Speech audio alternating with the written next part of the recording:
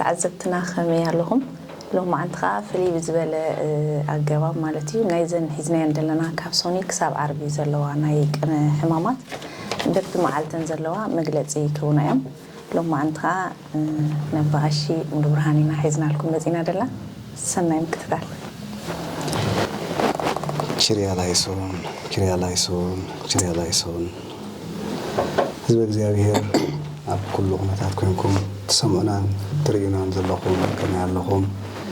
ጽቡቕ ትሉ ተስፋ ንገብር ከም ፍቃድ እግዚአብሔር ሎሚ ብዛዕባ ሓደ ኣዝዩ ኣብ ህይወት ክድግፈናን ከቕናዕናን ዝኽእል ናይ ልዑልና እግዚአብሔር ቃል ክንዛረብ ተረኺብና ኣለና እሞ ነዛ ዕድል እዚኣ ስለ ዝሃበና ኣምላኽና እግዚአብሔር ዝኸበረን ዝተመስገነን ይኹን አሜን أبغاشين كعب سلام مزاحم. كعب سلام صنعكم. نزع التذات ناخذ لصون مزاحم كعب تعمين أنا مسكنكم بشي محبر مالتي. لو ما أنتي سونيا رقمة بلس يعتبر رقمة بلس مالت أنتي مالتي أبصمون حماماتك مع ساعة تذكر. بتقامي أملاخنا እግዚአብሔር نذا ساعة زيا.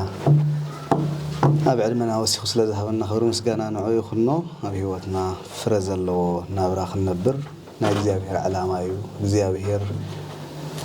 ወልደ ኢየሱስ ክርስቶስ ብዝተፈልየ አካሉ ኣብዛ ዓለም እዚ መጽኡ ካብ ዘስተምሃረና ካብ ዝገበረልና ዓበይት ነገራት ተሓደ ዘስተምሃረና ምህሮ ተኸላይ ካብ ዝገበረልና ቤዛነት እዩ በዚ ምኽንያት እዚ ቅድስት ቤተ ክርስቲያን ማዕጾኣን ኩሉ ኣፍ ደጌታታን ንቓሉ ዝተራሕወ ብምዃኑ ደቂ ቤተ ክርስቲያን ቃል እግዚአብሔር በስተፈልየ ምእንት ክርድኡን ክፈልጥዎን ምስ እግዚአብሔር ዝምድና ምእንት ክገብሩን ንመዓልታት ንዕለታት ንኣዋርሕ ንወቅቲ ንግዜ ፈሊኻ ሓደ ሰብ ሂብካ ደቂ ሰባት ምስ እግዚአብሔር ክራኸቡ ምኽንያት ክረኽቡ ጌራን ትገብርን ክትገብር ከዓ ትነብርን ኣላ በዚ ምኽንያት እዚ ዝሒዝናዮ ዘለና ወቅቲ ዓብይ ጾም ኣብ ምውድኡ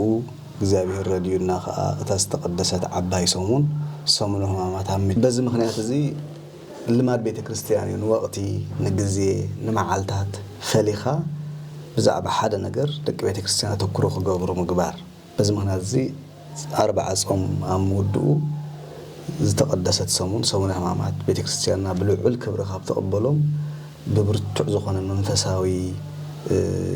ስነ ምግባራት መስተጋብራት ተሕልፎም ዓበይት መዓልታት ጀሚርና ኣለና እግዚአብሔርና ዝማዓት ስለ ዝብጽሐና እንዳመስገና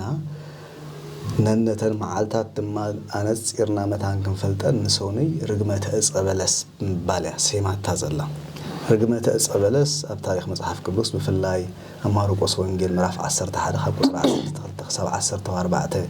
ተጻሒፍሎ ማቴዎስ ወንጌላውን ኣብ ወንጌል ማቴዎስ ምዕራፍ 21 ካብ ቁጽሪ 18 ክሳብ ቁጽሪ 22 ተዘሪብሎ ኣብዚ ቅድስት ቤተ ክርስቲያን ናይ ክርስቶስ መርዓት ብምዃና እቲ ናይ ክርስቶስ ባህጊ ምፍጻም ዝሕጉሳ ብምዃኑ እቲ ናይ ክርስቶስ ሓሳብ ደቂ ቤተ ክርስቲያን ብዝግባእ ምእንቲ ክርድእዎ ርግመተ ዕጸበለስ ብሎሚ ብሶኒ መዓልቲ ክትዝክራ ፈትያላ እዚ ዝተፈትወሉ ቀንዲ ምኽንያት እንታይ እዩ ኢልና ክንሓስብ ንኽእል ኢና ኣብ ቁጽሪ 19 እንታይ ዝብል ሓረግ ኢና ንረክብ ኣብ ጥቓ መንገዲ ሓንቲ ኦም በለስ ርእዩ ናብኣ ኸደ ኣብዚ ኣተኪርና እንድሕር ጠሚትና ናብኣ ኸደ እዩ ዝብል ዘሎ ስለዚ እግዚአብሔር ናብ ህይወትና ከም ዝመጽእ ከም ዝመላለስ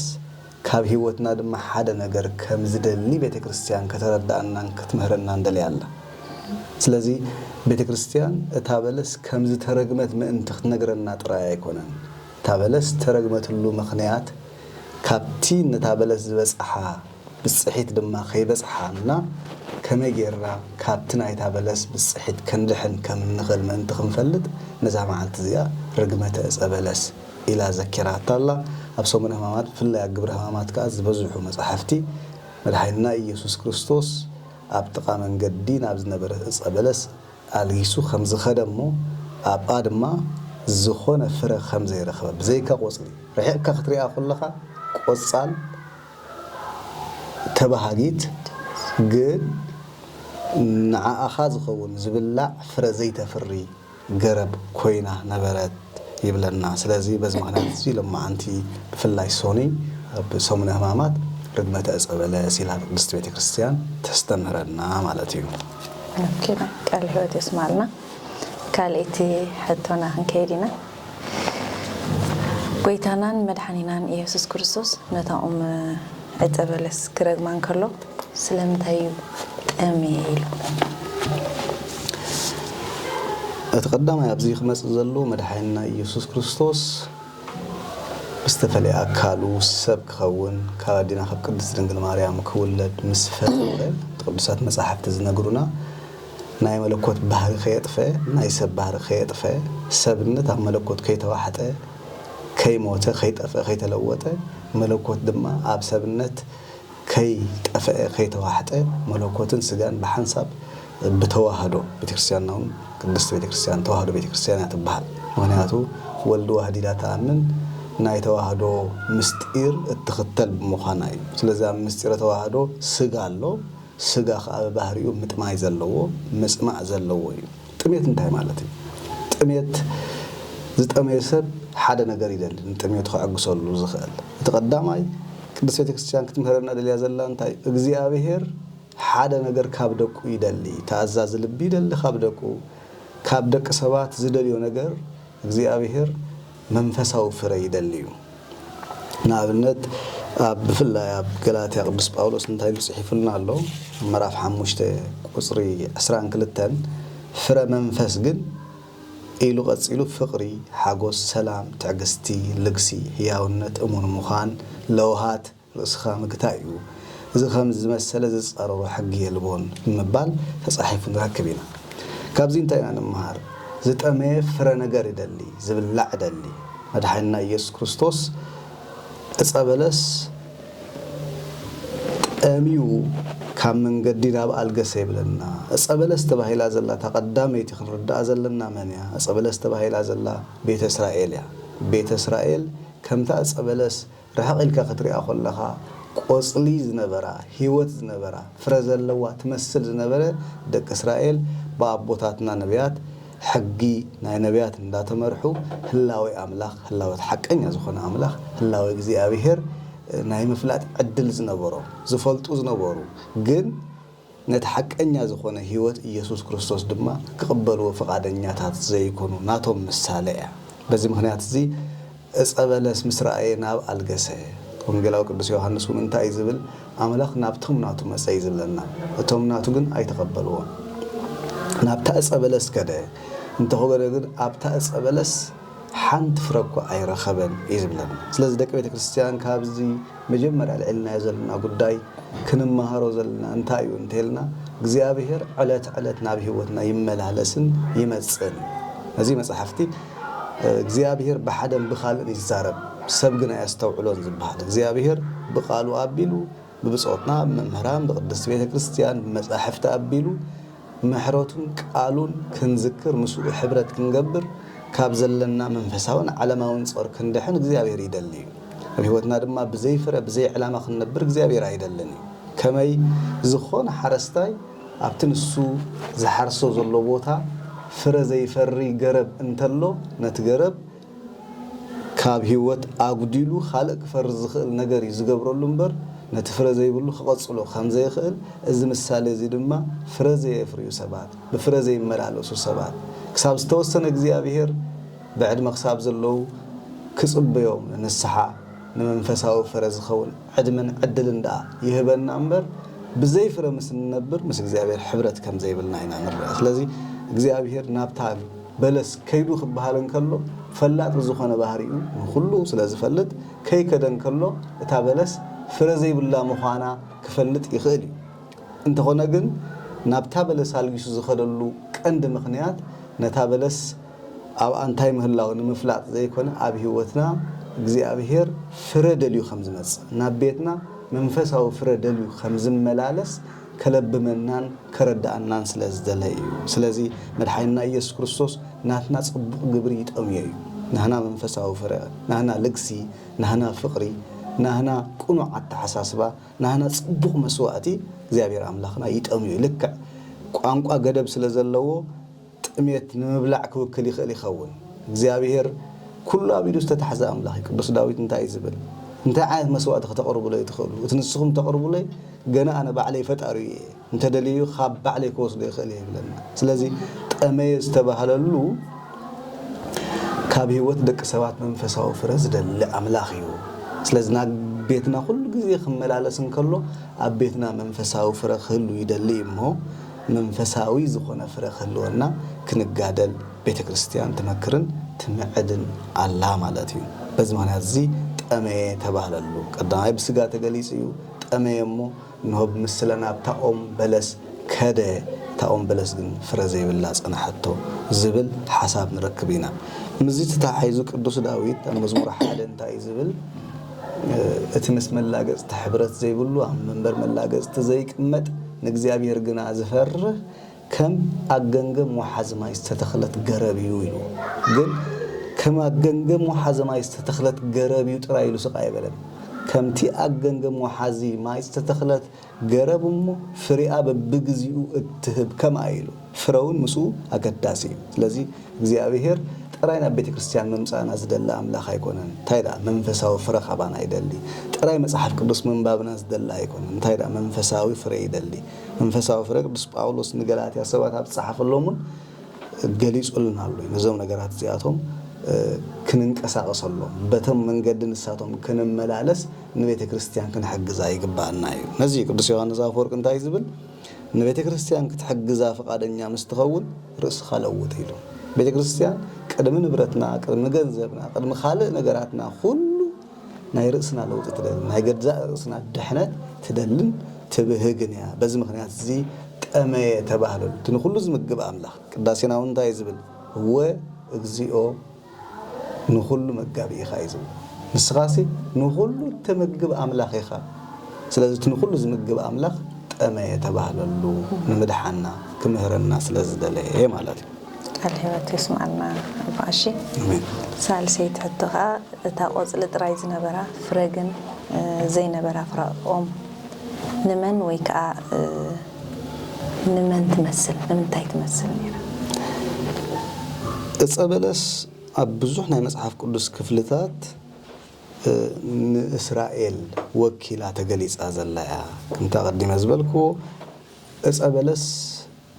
ቆጽል ናይ በለስ እንተሪእናዮ ኣዝዩ ሰፊሕ ካብ ካልኦት ቆጽልቲ ዝሰፈሐ ዕብይ ዝበለ ቆጽሊ ኣካል ዘለዎ እዩ በዚ ምክንያት እዚ ኣብ እስራኤል ሓጢያት ከም እጸበለስ ሰፊሓን ሰልጢናን ትገዝእ ነበረት ምክንያቱ ናብኣቶም መጸንዲ ዝብለና እቲ ዝመጾም አምላኽ መድኃኒና ኢየሱስ ክርስቶስ ግን ሓጢያት ኣብ ርእሶም ነጊሳ ነበረት ካብቲ ሓጢያት ንሱ ክናገፉን ዝኾነ ዓይነት ምንቅስቃስ ኣይገበሩን በዚ ምክንያት እዚ መድኃኒና ኢየሱስ ክርስቶስ ኣብ ብዙሕ ምክንያት ክኸስዎ ንርኢና ስለዚ እጸበለስ ዝበሎም ንእስራኤል እዩ ኣካል ክፍሊ ናይ ትንቢት መጽሐፍ ቅዱስ እንታይ እዩግዚኡ ካብ እጸበለስ ተማሃሩ ዝብል ቃል ንረክብ ኢና እጸበለስ ተንኮላ ትግዜ ይልወጥ ከም ዘሎ ትፈልጡ ይኹም ስለዚ ካብ እጸበለስ ተማሃሩ ከም ዝብለና እጸበለስና እስራኤል ምሳሌያ እጸበለስ ኣብዚ ክፍል መጽሐፍ ቅዱስና ቆጽሊ ነበራ ቆጽላ ነበረት ደቂ እስራኤል ኣፍሉጦ መጽሐፍ ቅዱስ ብነቢያትን ብትንቢትን ኣቢሎም ይፈልጡን ይርዱን ነበሩ ህላዊ አምላኽ ይፈልጡን ይርዱን ነበሩ እንተኾነ እጸበለስ ቆጽሊ ዳጸና ሓንበር ፍረ ይተረኽባን መንፈሳዊ ፍረ ግን ኣይነበሮም ደቂ እስራኤል ነዚ እዩ ናብቶም ናቱ መጸ ከድሕኖም መጸ ካብ ጸልማት ከናግፎም መጸ ክፍውሶም መጸ ከጥዕዮም ከጽግቦም መጸ ግን ንሳቶም በትናቱ ማዕዲ ክጸግቡ ፈቃደኛታት ኣይኮኑን ኣብቲ ንሶም ዓዊሮምሉ ዘለዉ ማዕዲ ክነብሩ ፈቃደኛታት ኮኑ በዚ ምክንያት እዚ ኣብ ፈቃድና ዝሰርሕ አምላኽ ናብቶም ናቱ መጸ እቶም ናቱ ኣይተቀበልዎን ዝብል ኣብ ዮሐንስ ወንጌል ምዕራፍ 3 ተጻሒፉልና ንረክብ ስለዚ እጸበለስ ናይ እስራኤል ናይ ህዝቢ እስራኤል ምሳሌያ ኣብታ ግዜ ሲኣ ህዝቢ እስራኤል በስጋን መድኃኒና ኢየሱስ ክርስቶስ ነቲ ዘጥዒ ፍረ ዝህብ አምላኽ ፍረ ዝግብር አምላኽ ክቅበልዎ ፈቃደኛታት ኣይኮኑን ቆጽሎም ነበሩ ቃል አምላኽ ይሰምዑን ይመሃሩን ይፈልጡን ነበሩ እንተኾነ ግን ምስ እግዚአብሔር ናይ መንባር ውሳኔ ኣይነበሮም ንእግዚአብሔር ይፈልጥዎ ይነበሮም ብህይወቶም ምስ እግዚአብሔር ሕብረት ኣይገበሩን ነበሩ በዚ ምክንያት እዚ እጸበለስ ናይ ህዝቢ እስራኤል ምሳሌ ፍረ ዘይምርካባ እጸበለስ ድማ ደቂ እስራኤል መንፈሳዊ ፍረ ዘይብሎም ኮይኖም ምጽንሖም إذا ملاخت مالتي أهلا ما تسمعنا بدقام باشي نابرا بعيد حتى كأتي أبتا بلس نبرا غزلي فرن زي ترخبو منفساوي هيوتنا انت عين تركم ماس انت تركم يزلو أبزي قدست بيت كريستيان بفولي كانت تقرأ تدليو حساب الله أبزوح كفلات مصحفتي نا እግዚአብሔር ዓላማ ደቅ ሰባት ምስ እግዚአብሔር ሕብረት ክገብሩ ሞ መንፈሳዊ ፍረ ክህልዎም ትደልያ ከምታ ቀዲምና ንገላትያ ሰባት ጽሒፍሎም ኢልና ገሊጽና ያዘለና ፍረ መንፈስ ቅዱስ ግና ኢሉ ገሊጽሉ እግዚአብሔር አምላኽ መንፈስ እዩ ተሰግዱ መንፈስ ይስገድሉን ዝብል ጽሑፍ ኣብ መጽሐፍ ቅዱስ ግብረ ሐዋርያት ኣሎ እዩ ስለዚ እግዚአብሔር ካብ ደቅ ሰባት መንፈሳዊ ፍረ ይደልዩ ምክንያቱ እቲ ኣብ ደቅ ሰባት አቀሚጥዎ ዘሎ አባና ኣብ ደቅ ቤተክርስቲያን አቀሚጥዎ ዘሎ መንፈሳዊ ህይወት መንፈሳዊ ናብራ መንፈሳዊ ዓላማ መንፈሳዊ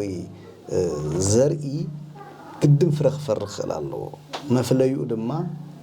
ፍቅሪ እዩ ሓጎስ እዩ ሰላም እዩ ትዕግስቲ እዩ ልግሲ እዩ ህያውነት እዩ እሙን ምዃኑ ለውሃት እዩ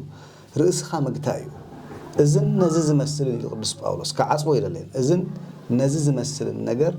زخونة زعقته يقولون قدس بيت كريستيان دك بيت كريستيان أبزوري أزمة أدزي حبرت كبوريات دالي እግዚአብሔር دك بيت كريستيان زدل يوم نخريستيانات نعنا زدلين نانتايو نهزبو زدل يوم نانتايو منفسه فرخنا فرق كابس أبلس كن مهارو زلنا نانتايو منفسه فرز اللو ممسال يكونن تايدا زمثل ህይወት አይረክብን እታጸበለስ ደቀ መዛሙርቱን ከበል ኢሉና በአኸደ ጠሚው ነበረ ተባሂል ተጻሒፈሉ ካብ መንገድ አልግስና በአልገሰ እንተኾነ ግን ኣብ አፍራ አይረኸበ ነዘላለም ፍራ አይረኸበ ክሉ ረገማ ቡኡንቡ ድማ ነቀጸት ይዝብላና ስለዚ እግዚአብሔር ካባና ካብ ደቀ ቤተ ክርስቲያን ሓደ ነገር ይደሊ መንፈሳዊ ፍራ ይደሊ አምላኸይ ክንብሎ ጥራይ አይኮነን መንፈሳዊ ስርዓታት ክንፍጽም ጥራይ አይኮነን መንፈሳዊ ፍረ ካባና ክርከብ ይደልዩ እዚ ፍረዚ ከመይ ዝመሰለ ፍረዩ ንእግዚአብሔር ዝሕጉስ ፍረ ተባሂል ተጻሒፍ ዘሎ ፍቅሪ ኣብ መጽሐፍ ቅዱስ ኣብ ብዙሕ ክፍልታት ተጻሒፍሎ ብፍላይ ኣብ ወንጌል ዮሐንስ እንታይ ዝብል ጽሑፍ ኣሎ ከምቲ ንዓኹም ኣነ ብዘይ ዝኾነ ምኽንያት ዘፍቀርኩኹም ነንሕድኩም ተፋቀሩ ኢና ተባሂል ስለዚ ፍቅሪ ክንለብስ ብፍቅሪ ክንመላለስ ሰላም ከልወልና ገበርተ ሰላም መንግስት አምላኽናቶም ያሙ ብፁዓን እዮም ዝብሉን ተጻሒፉልና ንረክብና ወንጌል ማቴዎስ ምዕራፍ 5 ተጻሒፉ ዘሎ ስለዚ መንፈሳዊ ፍረ ክልወና ይግባ እቶም አካባቢና ዘሎ ምኽንያታት ተዋህሊልና ካብቲ መንፈሳዊ ክብርታት ክንረሕቕ የብልና እንታይ ዳ ነቶም አካባቢና ዘጋጥሙ ፈተናታት በቲ መንፈሳዊ ክብር ስዒርና ኢና ምስ እግዚአብሔር ሕብረት ክንገብር ዘለና ስለዚ ሰላም ከልወና በፍቅር ክንመላለስ ዕጉሳት ክንከውን ለውሃት ከልወና ለጋሳት ክንከውን ርእስና ካገቲና ንኽእል ክንከውን በታ አካባቢና ዝፍጠር እሳት ጥራይ ረስኒ ዝስምዖም አይኮንና ክንከውን ዘለና እንታይ ዳ እቲ እሳቱን ድሕሪ ዝተወሰነ ሓሙኽሽቲ ይቕየር ምዃኑ ፈሊጥና ኣብ ውሽጢ ትፈተና ዕጉሳት ክንከውን ተዓጊስና መንፈሳዊ ፍረ ክንገብር እግዚአብሔር ይደሊ ስለዚ ካብ ጸበለስ ተቀዳማይ ክንመሃሮ ንኽእል እንታይ እዩ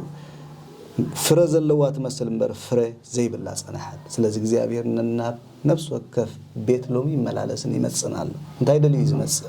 ጠሚው እንታይ ዓይነት ነገር ይዝደል ኻባና መንፈሳዊ ፍረ ይደል ኻባና ኣብ ቤትና ፍቅርን ሰላምን ዕርቅን ለውሃትን ካብ ዘለካ ምምቃልን ርእስኻ ምግታእን ንዑኻ ዝመስል መንፈሳዊ ፍረ እግዚአብሔር ይደል ስለዚ እዚአቶም ካብ ምግባር ዝኾነ ዓይነት ክልክል ዝኽእል ድማ ወላ ሓደ የለ እዚኦም ካብ ምግባር ምኽንያት የብልና ብገንዘብ ዝፍጸሙ ይኮኑን ብጉልበት ዝፍጸሙ ይኮኑን ብዓቕምኻ ብዘለኻዮ ኩነታት ዝፍጸሙ ሃብታም ክትከውን ትኽእል ድኻ ክትከውን ትኽእል በዓል ጸጋ ክትከውን ትኽእል ጥዕና ዘይብልካ ክትከውን ትኽእል ብዘየገድስ ዘለኻዮ ኩነታት ነዞም መንፈሳዊ ነገራት እዚአቶም ክትገብር ዝኽልክለካ ወላ ሓደ ነገር የለ ብዘይ ገንዘብ ዝግዝኡ ኣብ መንግስቲ አምላኽ ዘኽብሩ መስሉ እግዚአብሔር ሕብረት ክህልወካ ዝገብሩ እዮም ስለዚ እግዚአብሔር ናብ ቤትና መጽኡ ዝኹሕኩሕውን ዝጽውዕውን ዝደልውን ዘሎ ቤተክርስቲያን እውን ዝተራሕወት ደቂ ሰባት ህይወቶም መንፈሳዊ ፍረ ዝተመልአ ክኸውን ከምታ ጸበለስ ጥራይ መምልላስ ዘይኮነ ጥራይ ቆጽል ዘይኮነ ፍረውን ክህሉ እግዚአብሔር ስለዝደልዩ ስለዚህ ካብ አኽን ማህሮ ንኽእል ምምሳል አቤት እግዚአብሔር መምልላስ ጥራይ ዘይኮነ ደቅ እግዚአብሔር ምዃን መንፈሳዊ ፍረ ምህላው እግዚአብሔር ይደልዩ ቤተክርስቲያኑ እነዚህ ከተስተምረና ስለዝደለታ በዕለተ ሰኑይ መንፈሳዊ ፍረ ያህልኹም መንፈሳውያን ጥራይ አይትምሰሉ ክትብል ካብ ጸበለስ ክንምሃር ስለዝደለየት ነዛ መዓልት እዚኣ ረግመተ ጸበለስ ኢላ ጸዊዓታ ንረኽባ ማለት እዩ ሽባሽ ናብ መጨረሻ ናይ መወዳእታ ሕቶ ክንብሊና ሓደ ክርስቲያን ከምዛ በለስ ከይንነቅጽ እንታይ ክንገብር ኣለና ወይ እንታይ ዓይነት መንገዲና ክንከተል ዘለና ጽቡቕ እዩ ከምታ ቀዲምና ዝበልናዮ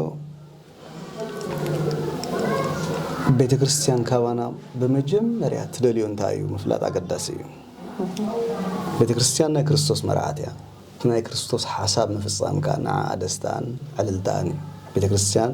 በዚ ምክንያት ዝጥራያ ተራሕያ ዘላ በሐድሽ ኪዳን ቤተክርስቲያን ክትክፈት እንከላ መድኃኒና ኢየሱስ ክርስቶስ ሀብተ ክህነት ንሰባት ሂቡ ንቤተክርስቲያን ንአገልግሎት ክትርሖ ክፈቅድ እንከሎ እግዚአብሔር መንፈስ ቅዱስ አብ አስሩሖ ክሰርሕ እንከሎ ደቂ ሰባት ንህይወቶም ብቅደም ተኸተል ብዕላማ ክነብርዎ ያተደሊ ካብቲ ዕላማታት ሓደ እንታይ እዩ ኣብ ትሕቲ መንፈሳዊ ሓለዋ ኮይኖም ደቂ ቤተክርስቲያን ምስ እግዚአብሔር ብዘይቋርጽ ምምልላስ ክመላለሱ ምስ እግዚአብሔር ክነብሩ ቤተክርስቲያን ትደልያ ኣብዚ ከሳስ ስለዘሎ ከሳስ ብዘለወሉ ግዜ ኩሉ ግዜ ሕጊ ዝፈልጥ ዓንቀጽ ዝፈልጥ ጠበቃኻ ትደልያ ምክንያቱ ምስ እግዚአብሔር ክትነብር አይግባእካን ኢሉ ዝኸስስ ካብ ቤት እግዚአብሔር ክትረሕቕ ኣለካ ኢሉ ብስጋ ብብዙሕ ምክንያታት ዝመላለስ ብዙሕ ቀዳዳት ኣብ ምግፋሕ ዝጽዕር ዘይድቅስ ዝጓዝማ አንበሳ ይብሎ ቅዱስ ጴጥሮስ ሰይጣን ስለዘሎ ደቂ ቤተ ክርስቲያን ምስ እግዚአብሔር ክህሉ ዘድልዮም ነገር ኣሎ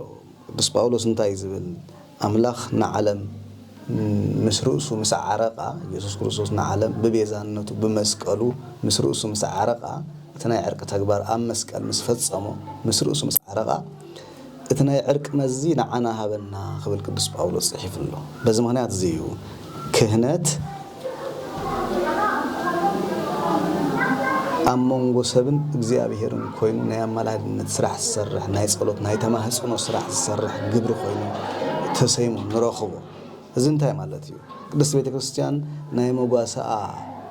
አፍ ደጌታት ብዓበይቲ ነገራት ዓጽያቶም ዘላ ሓደ ነፍስ ወከፍ ሰብ ብዘይ ኣበ ነፍስ ክሓድር ናይ ቤተክርስቲያን ፈቃድ ኣይኮነን ብዘይ ኣበ ነፍስ ክሓድር ኣይፍቀድን እዩ እዚ እንታይ ማለት እዩ ኣበ ነፍሲ ንስም ክትሓዘ ይብሉን እንታይ ዳ እታ ኣበ ነፍሲ ህይወት ዘለዎ ምንቅስቃስ ህይወት ዘለዎ መጓሰ ኣብ ትሕቲ እተን ዝሓዘን ነፍሳት ክህልዎ እተን ነፍሳት ኣብ መንፈሳዊ ይኹን ስጋዊ ፈተናታት ክወድቃን ከለዋ ብዝኽእሎ መጠን ረድኤት ክገብረለን ክሕግዘን ብጸሎት ኣብ ዘድልዮ ብጸሎት ብምጽናዕ በቃል ኣብ ዘድልዮ ብምጽናዕ ክረድአን ናይ እግዚአብሔር ፈቃድ እዩ በዚ ምክንያት እዚ ነፍስ ወከፍ ሰብ ወላውን ገይሹን ተሓዲሩ ብዘይ ኣብ ነፍሲ ክሓድር ኣይፍቀዶን ስለዚ ካብ ጸበለስ ንመሃሮ መንፈሳዊ ፍረ ዘይምፍራይ እዩ ዘይተኸስኮሰ ገረብ ፍረ ክፈሪ ይከለኒ ሓለዋ ዘይተገብረሉ ገረብ ፍረ ክፈሪ ይከለኒ ስለዚ ብዘይ ኣብ ነፍሲ ተሓድር ነፍሲ ኩሉ ግዜ መንፈሳዊ ፍረ ከተፍሪ ይሽግራን ይኸብዳን ስለዚ ኩሉ ሰብ ነዚ ድምጽ ዝሰምዕ ዘሎ ኣብ ዝተፈላለዩ ኩነታት ይሃሉ ኣብ ትሕቲ መንፈሳዊ መጓሰ ክህሉ ህይወት ዘለዎ መንፈሳዊ መጓሰ ንስም ዝግበር ኣይኮነን ኣብ ነፍሲ ለኒ ንምባል ጥራይ ክኸውን የብሉ እንታይ ዳ ህይወት ዘለዎ ሃለዋት ካ ክፈልጥ ዝኽእል ኩነታት መንፈሳዊ ኩነታት ካ ክርዳእ ዝኽእል ጉለት ትምርታት ካ ክመልእ ዝኽእል ኣክንዳኻ እንዳጸለየ መንፈሳዊ ረድኤት ክትረክብ ካብ ወዲቕ ካሉ ዘለካ ክትንስ ዝሕግዘካ ኣብ ነፍሲ ክህልወካ ግዴታ እዩ ኣብ ነፍሲ ምርጫ እዩ ብምርጫና ኣብ ነፍሲ ክንሕዝ ንኽእል ኢና ማለት እዩ እቲ ካልኣይ መንፈሳዊ ፍረ ክህልወና መንፈሳዊ ምንቅስቃስ የድሊ ምክንያቱ ፍረ ብዘይ ጉንድን ሱርን ኣይርከብን እዩ ጉንድን ሱርን ኣብ ዘለዎ እዩ ኣብ ጨንፈር እዩ ፍረ ዝርከብ ጨንፈር ጥራይ ስለ ዝኾንካ ፍረ ክህልወካ ኣይከኣልን ኣብቲ ጉንዲ ምህላው የድሊ ኣብ ኢየሱስ ክርስቶስ ምህላው የድሊ ነዚ ቃሉ ኣነ ጉንዲ ወይኒ እየ ዝበለና ስለዚ ኣብቲ ጉንዲ ወይኒ ምህላውና ምልክትና ድማ رأسنا نجزء سبات كنا خنمل على سكولنا منفسه وفرخ اللي ولا خلا قدمنا استزاربنا إذا منفسه وفرخ عم الله وصغلق لنا على ما هو تحسس باي على ما هو نابرانا إذا على ما هو نابرانا قديفنا يوسقنا لا ينخلينا منفسه أنت رايك نكون ينخلينا نتعلم ما هو نابرانا قد منفسه ونابرخ نقبرون نخلينا بزلنا እንዳ መስገና ዘይብልና በጸሎት እንዳሐተትና በጻሪ ከነረጋ ገጾና ኸሊና ስለዚህ ምስ እግዚአብሔር ሕብረት ክንገብር ምስ ቃሉ ሕብረት ክንገብር ይግባና ቃሉ መራሒናይ ከመ አይነት ፍረኽሎና በቃሉ ኢና ንርእስና ረኽባ ነዚዮ አቦሃ እንታይ ይብሉና እዮም ሐሳብካ ንእግዚአብሔር ክትነግሮ እንተደሊኻ ጸሊ ናይ እግዚአብሔር ሐሳብ ክትርዳ እንድሕርዳ ደሊኻ አንብብ መጽሐፍ ቅዱስ መንባቢ ስለዚህ እትናቱ መንፈስ ዘለው መጽሐፍ ስለዝኾነ መጽሐፍ ቅዱስ እንዳንበብና ብሳበ ነፍስና እንዳተዘራረብና ምክንያቱ እቲ መጽሐፍ ኩሉ ንኽትርዶ ቀሊል አይኮነን ገሊኡ ምትርጓም ዘድልዮ ገሊኡ ምስጢር ዘለው ስለዝኾነ ብሳበ ነፍስና እንዳተዘራረብና ምስ ቤተ ክርስቲያን ሓቢርና ንመጽሐፍ ቅዱስ ንዓና ዘለው መልእኽትን መረዳእታ መጠንቀቕታን ብዝግባእ እንዳመርመርና أب እግዚአብሔር ክንሁሉ ይግባአና እዩ أب እግዚአብሔር እንድሕርዳ ሃሊና ኣብቲ ጉንድ እንድሕርዳ ሃሊና ፍረኽን ፈሪ አይከሸግረና እዩ ስለዚህ ካብ ጸበለስ እንመሃሮ ጸበለስ ፍረ ዘለዋ ትመስል ነበረት በፍራ አይነበረ ህይወትና መንፈሳዊት ወይ መንፈሳዊ ዝመስል እንበር መንፈሳዊ ዘይኮነ ኮይኑ ሁሉ ክንምርምር ይግባአና እዩ እግዚአብሔር ነዛ መዓልት እዚያ ወሲኹ ዘሎ ኣብ ዕድመና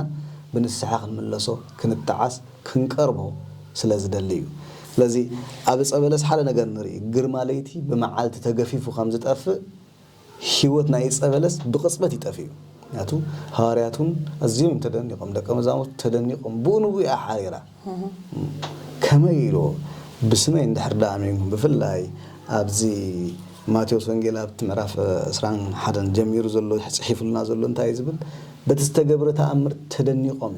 باي اندحر دا امينكم كابزخت غبرو تخوليكم غوبون كتنقسقسو تخوليكم بمبال بسمو امان ابسمو مهلاو مس እግዚአብሔር ሕብረት ምግባር መንፈሳዊ ፍረኽ ትገብር መሰረታው መሆኑ ካብ እግዚአብሔር ተፈልኻ መንፈሳዊ ፍረኽ ትገብር አይካለን መንፈሳዊ ፍረ ዝርከብ ምስ እግዚአብሔር በመህላው ህይወትና እግዚአብሔር ስለዝኾነ ምስ እግዚአብሔር ክንህሉ ገንገም ወሐዝማይ ህይወት ዘለዋ ቤተ ክርስቲያን ስለዝኾነ ቤተ ክርስቲያን ናብ ዘላቶ ኸይርና ክንሳለም ክንባረኽ መልእኽታታ ክንሰምዕ መጽሐፍቲ ክነዳምጽ እግዚአብሔር ይደልዩ ቤተ ክርስቲያኑን እዚ ምኽር እዚ ከተሐልፍ ስለዝደለየት ያሎሚ ርግመተ ጸበለስ ኢላ ነዛ መዓልት እዚያ ሰይማታ ዘላ ማለት እዩ ቃልዮት ይስማዕና ባሺ አሜን አሜን ነመስግን እሞ ደቅ ተዋህዶ መጀመሪያ አድለኛታቲና ኦርቶዶክሳውያን ኩላትና ከምዚ ገይሮም ንመጽሐፍትና ገሊጾም አስፊሖም ዘረዱና አቦታት ምርካብና ማለት እዩ ንቦታትና ዲያቆናትና ሁሉም ዕድመን ጥዕና ይሃቦም አባሽና አሁን ካን ያባረኩም ሰናይ ምክትታል ናብ ናይ ሶሉስካ ጽባሕ ይዝናልኩም ከመጽና ያኔል ጽባሕካ ካለይት መዓልቲ ሶሉስያ معلت حتى تباهيلا تطوع انتي نيرن اتن حتوتا كساب صباح كومنت نطبيكم هنا صباح كامل سيزنا لكم زينه